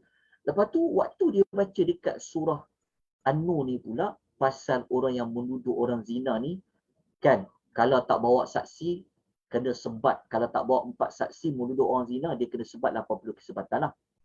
Okey, kita tengok uraian dia. Okey, tengok ya. Pada kedua-dua ayat di atas surah Sabah dengan surah An-Nur, terdapat perkataan Ghafur yang mengandungi makna Maha mengampun dan menutupi dosa. Sementara perkataan Rahim makna beri rahmat, kelebihan, nikmat dan mengasihani. Betul. Tetapi kan, kenapa ada perbezaan kedua-duanya? Jawapan dia kat sinilah. Dia jawapan dia. Kalau orang tanya, kenapa dekat surah Sabah tadi Allah mulakan dengan Ar-Rahim, menyebut tentang rahmat. Kita faham kalau sebut Rahim tu apa? Pasal rahmat, pasal bagi kekurniaan, bagi nikmat. Betul. Kenapa Allah sebut surah Sabah rahmat dulu? Kerana macam ni. Kerana ayat surah Sabah tu adalah sentuhan ayat dia tentang sentuhan rahmat. Rahmat apa? Allah tahu apa keluar dekat bumi, Allah tahu apa yang masuk dalam bumi, keluar dari bumi, turun dari langit, naik ke langit. Kan ayat tu dia suasana menyebut tentang rahmat yang Allah nak bagi. Justru itu amat sesuailah susunan ayat tu didahului dengan rahmat dan pemberian nikmat. Itu jawapan dia. Tapi dalam konteks surah An-Nur adalah konteks mengenai orang yang buat dosa kepada Allah. Dosa apa? Engkau telah tuduh orang tu berzina tapi kau tak bawa saksi pun, engkau kena disebat. Jadi konteks ayat tu konteks orang yang berdosa. Allah offer dia dengan taubatlah, dengan taubat insaflah. Jadi kerana konteks surah An-Nur itu, konteks cerita orang yang nak buat salah, tuduh orang berzina, lepas tu dia nak bertaubat, maka kenapa Allah sebut Ghafur dulu? Nak menunjukkan apa? Kerana apa? Kerana Allah nak bagi tahu dia bersedia menerima kembali orang yang nak kembali kepada pangkal jalan. Itulah jawapan dia. Nampak tak perbezaan dia? Kan penutup dia. Okey, jelas kan? Boleh faham tak pada ayat nanti baca? InsyaAllah boleh faham pada maklumat ni sebab dah azan. Okey, dah habis dah maklumat ni. Dah tamat. Alhamdulillah. Betul-betul sampai 90 surat. Alhamdulillah. Okey, ada apa-apa pertanyaan? Dapat tak belajar sesuatu? Jawab soalan sekejap ya. Okey, sekejap. Ada bertanya. Berkaitan dengan kedudukan para Nabi, Siddiq, Syuhada, saya nak tahu maksud hadis menjadikan orang yang paling dekat duduknya dengan Rasulullah di syurga adalah orang yang paling baik akhlaknya. Jadi saya wallahu ta'ala a'lam tentang orang yang baik akhlaknya. Wallahu a'lam. Orang yang dekat ni pasal baik akhlaknya. Nanti mungkin kena kongsikan hadis tu. Wallahu a'lam. Okey, ada soalan lain sebelum kita tamatkan pengisian kita pada petang ni. Okey. Tuan-tuan dan puan, dapat sesuatu rasa macam payah tak? Ataupun tuan-tuan dapat macam nak kena belajar lagi tak? Nampak tak tindakan apa nak buat lepas ni? Jelas tuan-tuan dan puan? Ada soalan pertanyaan? Ada? Dah azan dah ni? Nak berhenti dah ni? Jelas Ustaz, jelas. Jelas. InsyaAllah. Preacher yang baik sangat. Okey. Semua tu dari Allah Subhanahu Wa Taala. Okey, tapi kita dapat kesimpulan dia apa? Maknanya nak faham Al-Quran ni, nak lebih faham lagi, kan? Maka tidak cukup hanya dengan baca terjemahan dan tafsiran ayat saja, tetapi kita perlu menghalusi lagi dari sudut pendahuluan dan dari sudut penyebut mendahului dan mengakhirkan. Yang kedua dari sudut apa? Dari sudut hubungan antara ayat dengan ayat. Dan yang ketiga dengan melihat penutup bagi setiap ayat Al-Quran Al-Karim. Jadi ini sahaja yang dapat saya kongsikan bagi mengisikan kekosongan kelas Ustaz Amirul. Moga-moga kita dapat manfaat. sampai-sampaikan ilmu ni kepada orang lain. InsyaAllah malam ni kalau tuan-tuan tidak ada mana-mana aktiviti, dijemput kepada perempuan mengikuti tadabbur suratul Al-Mulk. Suratul Mulk. InsyaAllah kita akan bincangkan tentang langit lagi. Kita nak tahu sebelangsung tentang langit. Lepas tu kita nak tengok perkaitan langit tu dengan ayat-ayat yang berikutnya. Sebab dalam Al-Mulk kita guna pendekatan itu. Kita ada gunakan pendekatan kenapa sebut maut dulu, lepas tu baru sebut hidup, apa perkaitan sebut langit dengan kehidupan. Tu kita dah buat sebenarnya. Maklumat tu di dalam suratul Mulk. InsyaAllah malam ni dia jemput dengan puan jam 9 suku. Aqulu qawli hadza wa astaghfirullahal azim wa billahi taufiq wal hidayah. Wassalamualaikum warahmatullahi wabarakatuh. Tutup dengan Terima kasih Ustaz.